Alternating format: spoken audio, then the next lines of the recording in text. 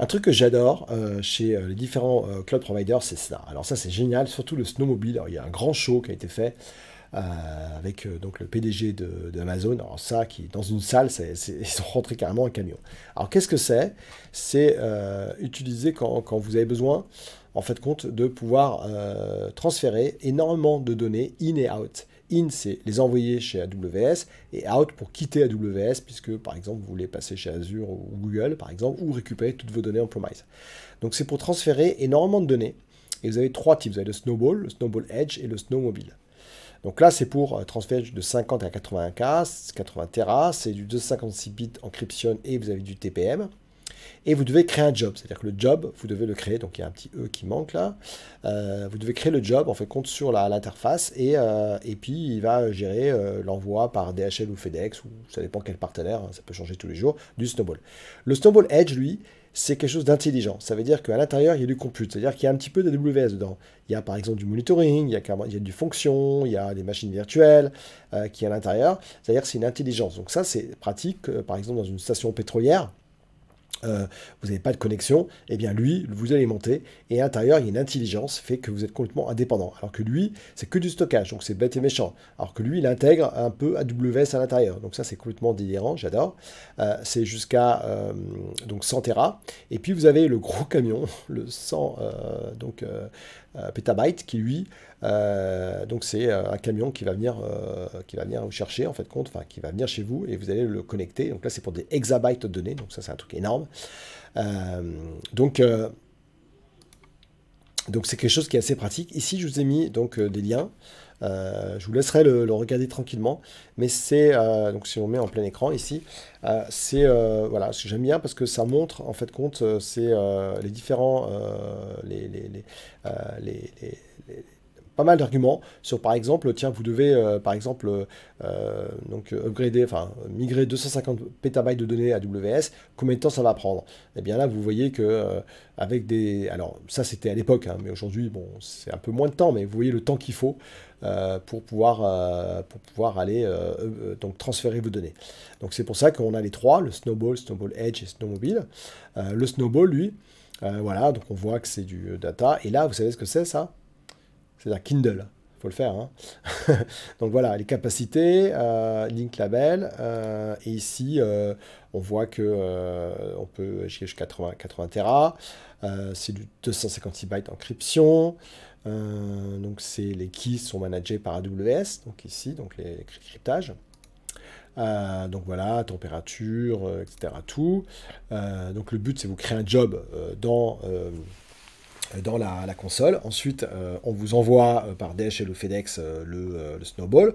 Vous copiez toutes vos données et à nouveau, FedEx revient ou DHL et récupère ce disque et l'envoie. Et là, les ingénieurs de Amazon qui vont aller prendre vos données et les mettre sur l'S3 par exemple. Voilà, donc dans quel cas est-ce qu'on peut utiliser pour du cloud migration, disaster recovery, récupérer vos données chez vous. Vous voulez également prendre toutes vos data centers et l'envoyer vers AWS ou faire du content distribution, pourquoi pas. Voilà, donc Amazon S3. Voilà des cas où, par exemple, vous avez un système océanique ou des côtes qui veulent récupérer des images, l'envoyer, par exemple, donc le transférer à Amazon. Donc voilà, ça c'est un exemple que vous pouvez faire. Donc là, c'est le prix, hein, donc, selon la taille.